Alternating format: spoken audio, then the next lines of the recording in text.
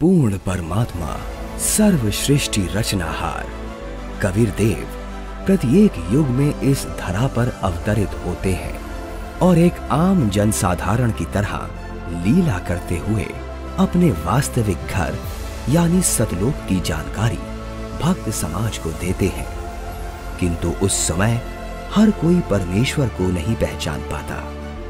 आज से लगभग 624 वर्ष पूर्व भी पूरी सृष्टि को बुनने वाले पूर्ण परमात्मा कबीर साहिब जी ने काशी नगर की जुलाहा बस्ती में एक टूटी सी झोपड़ी में 120 वर्ष तक कपड़ा बुनने की लीला करते हुए अपने तत्व ज्ञान व सतलोक की महिमा का गुणगान किया और समाज में फैले पाखंडवाद को खत्म कर भक्त समाज को एक सत्य भक्ति प्रदान की, जिसके करने से लोगों को परमात्मा वाले लाभ प्राप्त होने लगे, जिससे प्रभावित होकर उस समय हिंदू और मुसलमान दोनों धर्म के 64 लाख की संख्या में श्रद्धालु कबीर परमेश्वर जी के शिष्य हुए।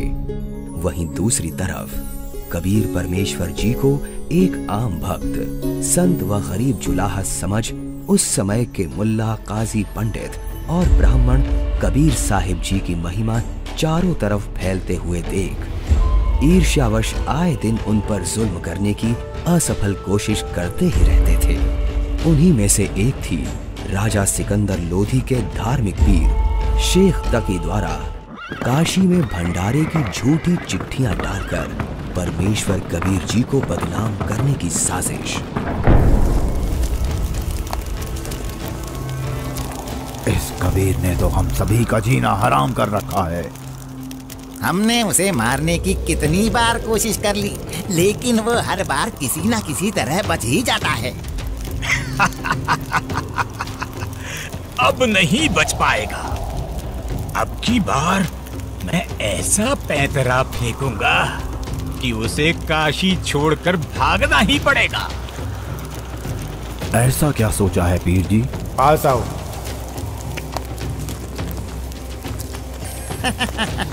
आपने भी क्या तरकीब सोची है? अब तो उस दुष्ट के लिए भारी मुसीबत आने वाली है। अगले ही दिन से एक पत्र भारतवर्ष के कोने कोने में सभी मठों, आश्रमों, मंदिरों में पहुंचने लगा।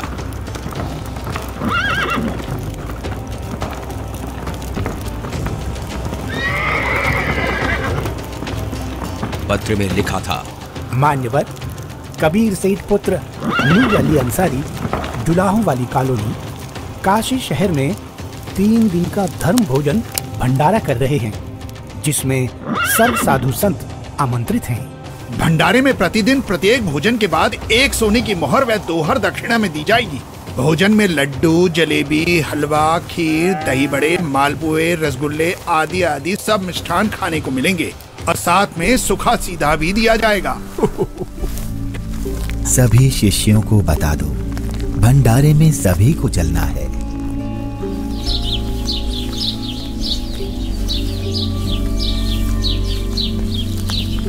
जगह जगह झूठी चिट्ठी के पहुंचते ही हर तरफ भंडारे की चर्चा होने लगी, जिसके बाद सोने की मोहर और दोहर के लालच में पूरे देश से लाखों की संख्या में लोग काशी में निश्चित दिन से पहले वाली रात्रि को ही पहुंचने लगे और देखते ही देखते पूरी काशी नगरी भंडारे में आए साधु संतों से भर जाती है। अरे भक्तों, आज इतनी भीड़ कैसे लगी है? तुम किस नींद में सोए हुए हो? तुम्हें पता नहीं यहाँ काशी में कबीर नाम का सेठ 3 दिन का भंडारा कर रहे हैं, जिसमें प्रत्येक भोजन के साथ 1 सोने की मोहर व दोहर भी दी जाएगी। आपको कोई निमंत्रण पत्र मिला है? हाँ, ये देखो चिट्ठी। ये जरूर किसी की बदमाशी है। मुझे जल्दी से गुरुदेव को सब बताना चाहिए। गुरुदेव, गुरुदेव, गुरुदेव। क्या हुआ रविदास? गुरुदेव, आज तो अपनी काशी छुटेगी। उन दुष्टों ने तो हद कर दी। आपके नाम की झूठी चिट्ठी बंटवा रखी है कि कबीर सेठ पुत्र नीरू 3 दिवसीय भंडारा करेगा, जिसमें प्रत्येक भोजन के बाद खाने वाले को एक सोने की मोहर और एक दोहर भी दी जाएगी। अच्छा। और अब उस झूठी चिट्ठी को लेकर लाखों की तादाद में लोग भंडारे के लिए आए हुए हैं। रविदास, आज तो सारी सीमाएं पार कर दी हैं उन नादानों ने। मैं गरीब आदमी, मेरे पास तो अपने परिवार के लिए ही मुश्किल से अनाज होता है। इतने लोगों को मैं कहाँ से भोजन खिलाऊंगा? आप अंदर से दरवाजा बंद कर लो और कोई भी आए तो खोलना मत। जब कोई नहीं मिलेगा तो थक हार कर अपने आप वापस चले जाएंगे। गुरुदेव, ये नकली धर्म के ठेकेदार रोज आपके खिलाफ कुछ ना कुछ षड्यंत्र रचते ही रहते हैं। कोई बात नहीं रविदास, जैसे तैसे आज का दिन और निकाल लेते हैं। रात को निकल जाऊंगा मैं अपने परिवार को लेकर कहीं दूर। तंग आ चुका हूं मैं इनके इन रोज रोज के कारनामों से। मैं बोलता सच्चाई हूं और ये समझते उसको निंदा है। आ जाओ रविदास, बैठ जाओ। दोनों भगवान को याद करते हैं। आपत्ति के समय उसी को याद करना चाहिए। वही सबकी लाज रखते हैं, हमारी भी रखेंगे। जिसके बाद परमेश्वर कबीर जी अपने 2 रूप धारण कर एक रूप में तो रविदास जी के साथ झोपड़ी में विराजमान रहते हैं तथा दूसरे रूप में ऊपर सतलोक में पहुंच जाते हैं।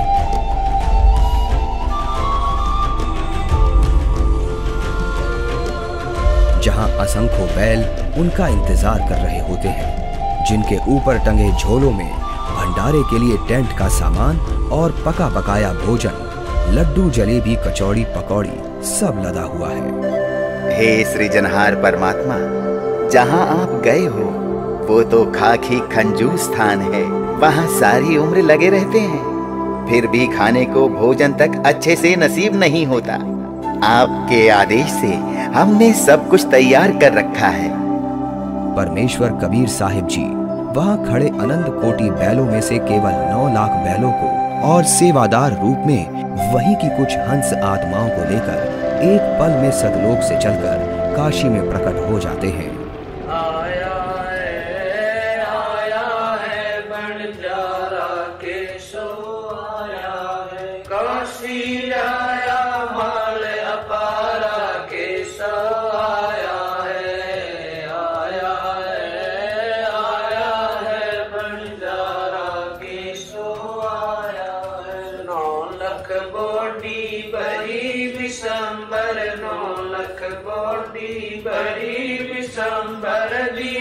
कबीर भंडारा के सो आया है, आया है भंडारा के सो आया है। धरती ऊपर तंबू ताने, धरती ऊपर तंबू ताने, चौपड़ के भंडारा के सो आया है,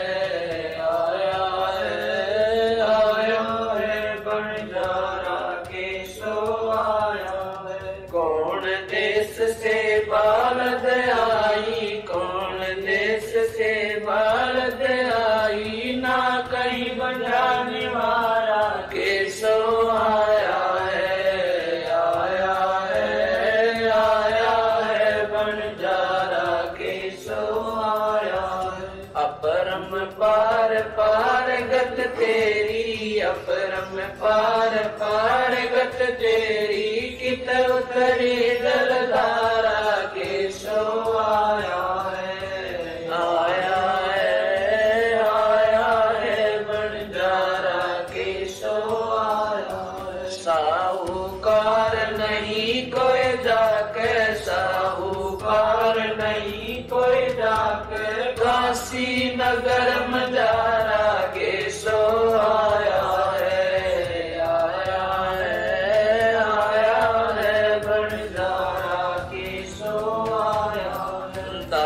गरीब कलप से उतरे, दास गरीब कलप से उतरे, जिया पे अलख कर तारा के सो आया है, आया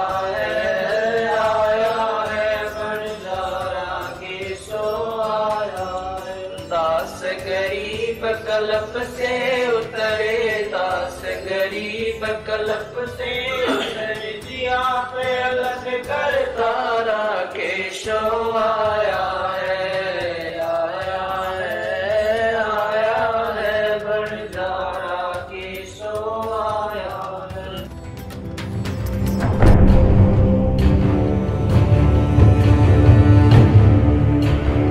राजन, आपके गुरु का निमंत्रण आया है भंडारे का, आप चलेंगे नहीं क्या?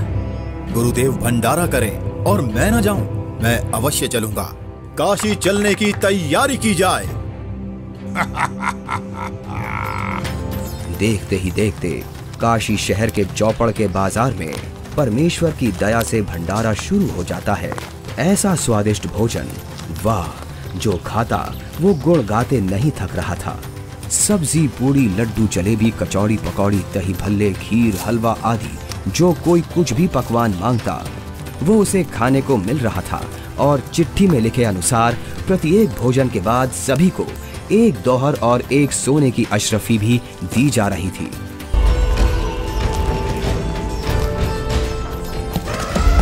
उधर से दिल्ली के बादशाह सिकंदर लोधी भी, जो परमेश्वर कबीर जी का शिष्य हो चुका था, अपने धार्मिक पीर शेख तकी के साथ भंडारे में पहुंच जाता है। अरे, ये क्या हो रहा है? ये भंडारा कैसे चल रहा है? भंडारे में परमेश्वर कबीर साहिब जी की जय जयकार सुनकर जहां शेख तकी ने सोचा तो था कि कबीर अपनी झोपड़ी छोड़कर भाग गया होगा और लोग उसको गाली दे रहे होंगे, किंतु उसके विपरीत भंडारा चलते देख शेख तकी के तो तन बदन में आग लग गई। हे भक्तों, कबीर साहिब जी किधर हैं? कबीर साहिब जी का तो मालूम नहीं, किंतु उधर सफेद तंबू में एक व्यक्ति बैठा है, वही भंडारे की सारी व्यवस्था किए हुए है।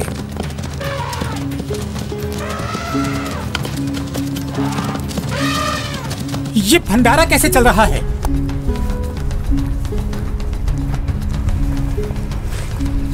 कौन हैं आप और कबीर जी से क्या नाता है आपका? मैं एक बंजारा हूँ और कबीर जी मेरे पगड़ी बदल मित्र हैं। उनका संदेश मेरे पास गया था कि एक छोटा सा भंडारा करना है, थोड़ा सामान लेते आइएगा। और भंडारा चल रहा है। 18 लाख आदमी भोजन कर रहे हैं, ये इसे छोटा सा भंडारा कह रहा है। कबीर जी कहाँ हैं? वो क्यों नहीं आए? हे राजन, उनका दास जो बैठा है, उनको तकलीफ उठाने की क्या आवश्यकता? आप भोजन ग्रहण कीजिए। नहीं नहीं, भोजन भंडारा तो मैं गुरुदेव के दर्शनों परांत ही करूंगा।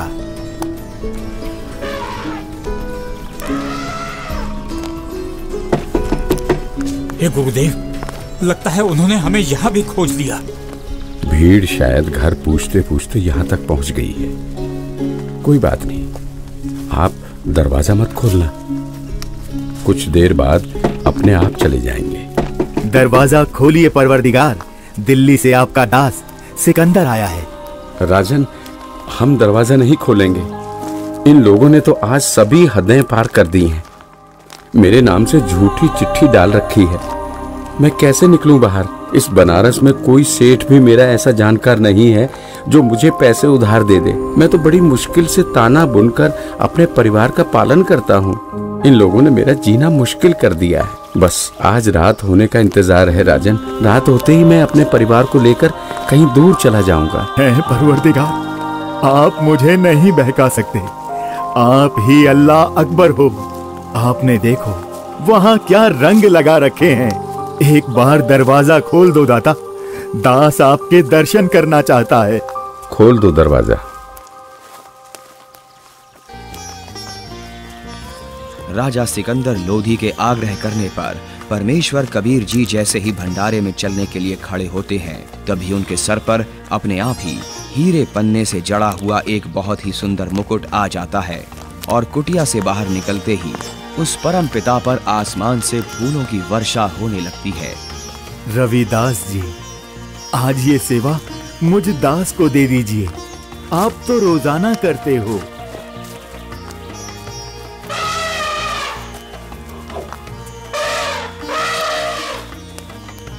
इनमें से कबीर जी कौन है? जिस पर बादशाह सिकंदर लोधी चवर कर रहे हैं वही कबीर है।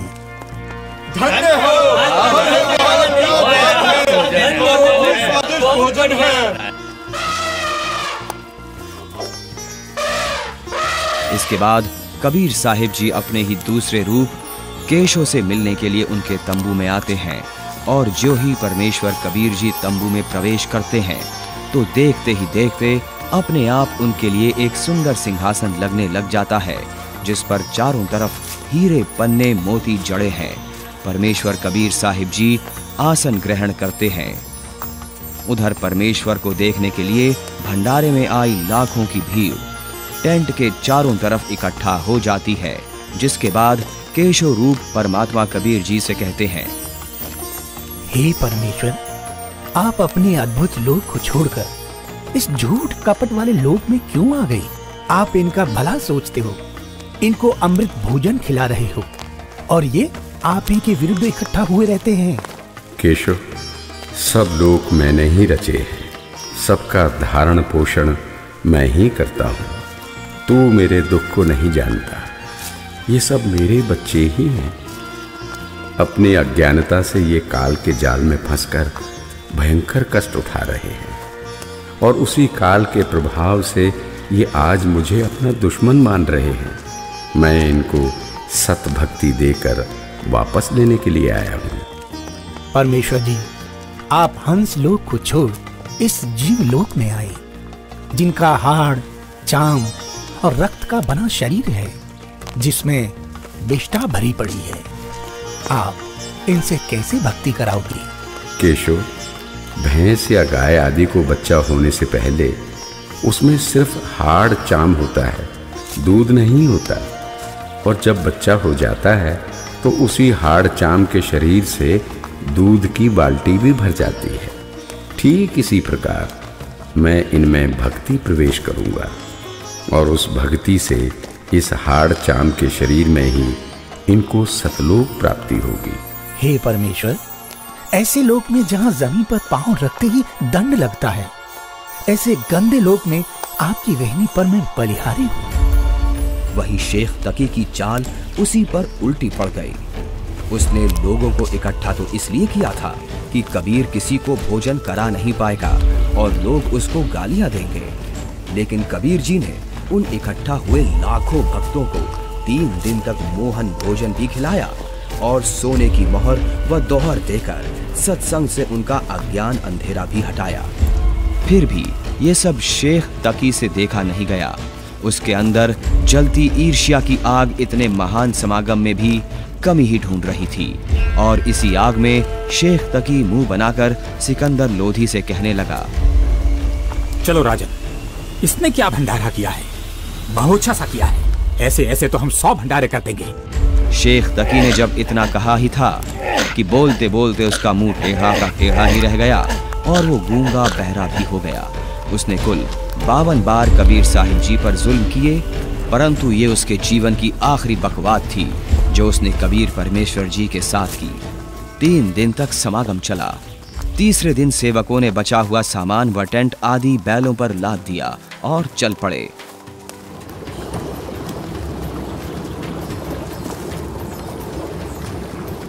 गंगा में पानी ज्यादा है, इसे अभी पार नहीं किया जा सकता। हाँ हाँ, अभी मत जाओ। बंजारे और बैल जैसे ही गंगा के किनारे पहुंचे तो गंगा का पानी एकदम कम हो जाता है और फिर सारे बैल निकल जाते हैं, जिसके बाद गंगा का पानी फिर से ओवरफ्लो होकर बहने लगता है, जिसे देख वहां खड़ी भीड़ आश्चर्यचकित रह जाती है। जाइए केशव, कहीं आपके बंजारे दूर ना निकल जाएं।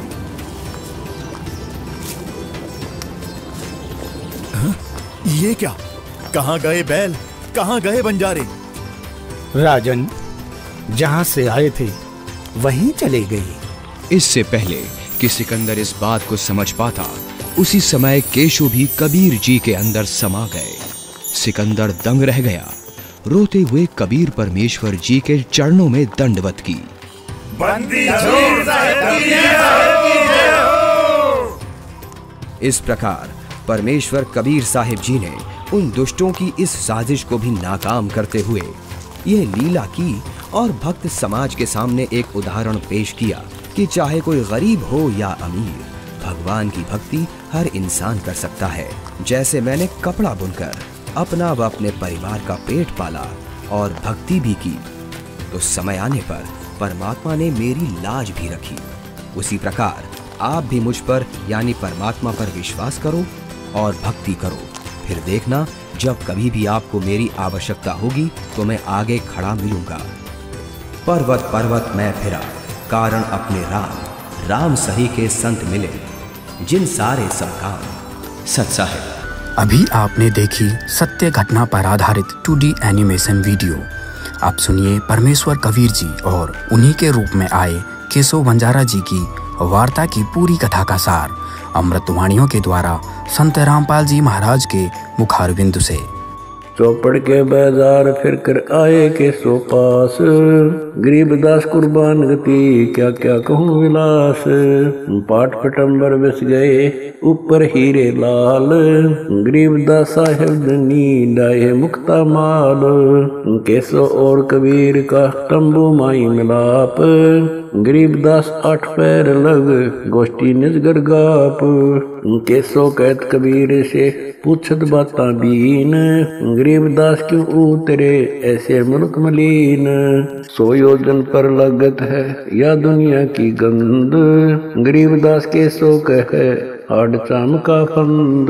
सुन कबीर सुर वेद हूँ केसो कष्ट करंत, गरीबदास गंदे मनुष्य मेला आन भरंत।